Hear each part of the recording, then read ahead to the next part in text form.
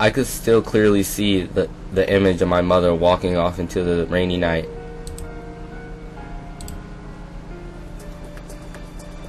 In the end, my mom was right. I looked down at the crumbled paper in my hand. Now that I knew how the world worked, I realized Dad would have turned out this way whether I had been here or not. But what am I going to do about this? My thumbprint was on the loan. The interest rate was 30% every 10 days. 30%. A paper like this had no legal merit, but I doubted that logic was going to appease those two. My father's one redeeming feature was what my mother once called his genius way of talking around people. He managed to hold off even the most fearsome of loan sharks with the most laid-back manner possible. Until last year, we had somehow managed to keep up, but then the debts got too big and my old man broke under the pressure. And that's when he ran away. Damn. I should have just stayed in Tsurugikoga. Back then, a part of me still felt sorry for him. I had also just graduated from my old school. The sense of finality might have had some influence on my actions. I graduated, then fled to some unfamiliar land and enrolled in school there. I had started to think that the loan sharks had given up and we'd made a clean break when suddenly the local mafia came calling. How badly in debt did you get? I screamed at him, but my father just gave me a little smile and shook his head.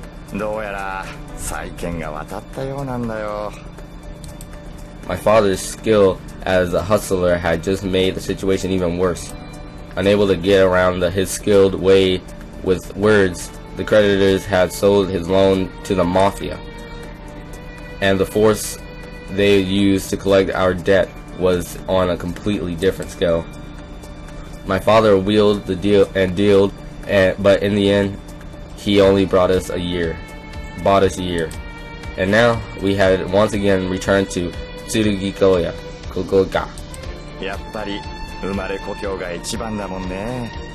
No dirt.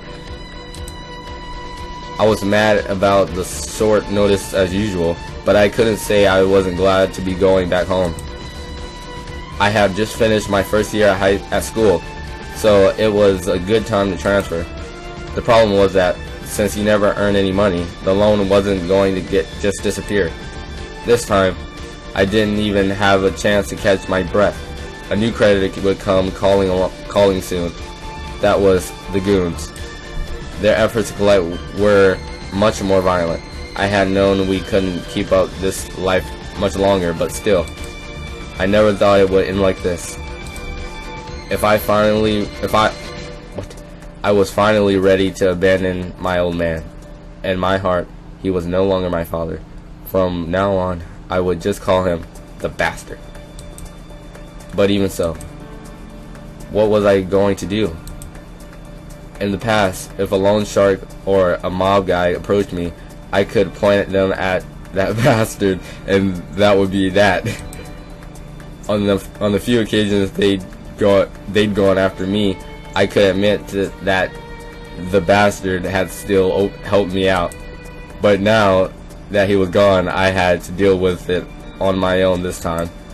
Me, an average student, unlike him, I knew I couldn't talk my way out of it like he could. What do? I sunk down into the worn-out tatami mat. I had ran away, but to where? I'd already spent all of my money on rent. I felt like all my strength was leaving my body. Just then, there was a rapid knocking on the door. I felt my limp body tense up intensely.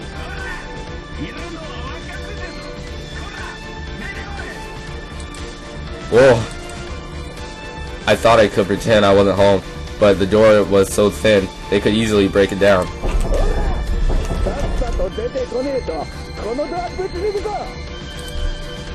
Each kick caused the door to rattle. It really did look like it was about to break inward. I quickly moved to the back of the room, opened the closet door, and squeezed inside. Closing the door didn't block out much sound, but it cut off most of the light and left me in the dark. I couldn't ride this out by hiding in the closet. I stood up, leaned forward, and located the ceiling board above me.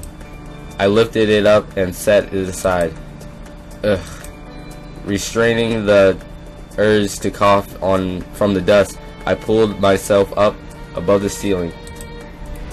I heard the sound of a door breaking down just as I got the board back into place. Huh?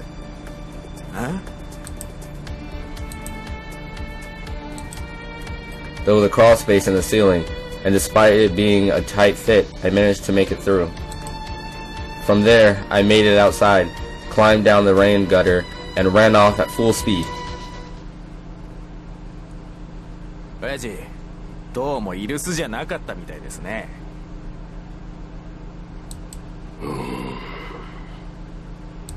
押し入れにもいねえや。あのガキ、金もねえくせにどっかで遊んでいやがるのか。おう、見ろ、清。え？あの野郎の書き置きが残ってる。書き置き？あの野郎ももうおしめえだな。借金の方にてめえのガキを売る。あいつが売ったのはガキだけじゃねえ。てめえの魂まで売っちまったんだ。そうっすね。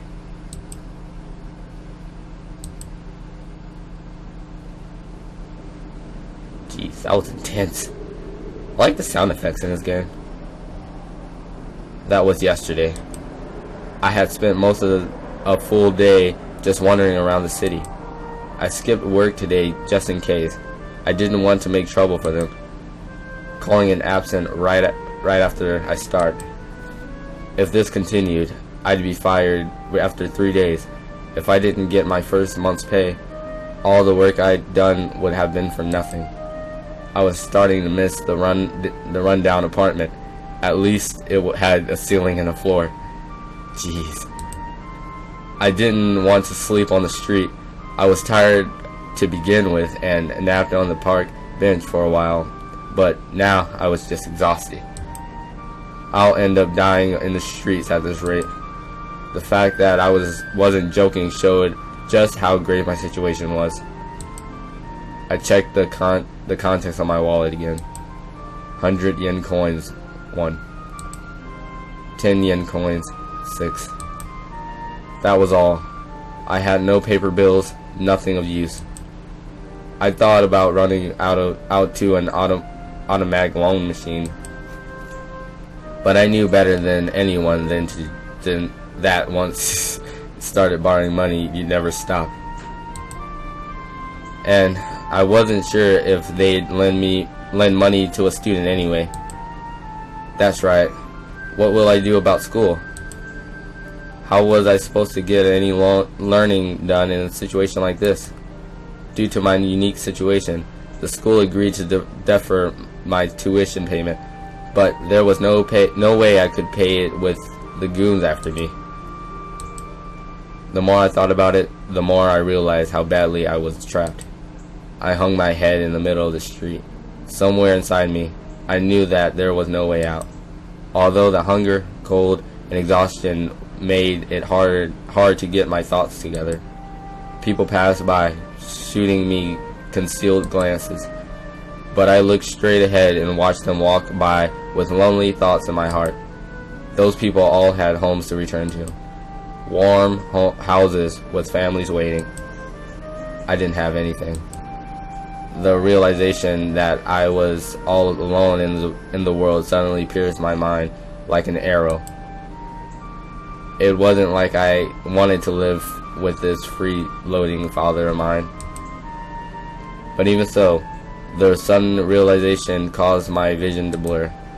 Damn. Well, I'm going to end episode 1 right here. But I'm going to keep recording because I want to finish the story. See ya.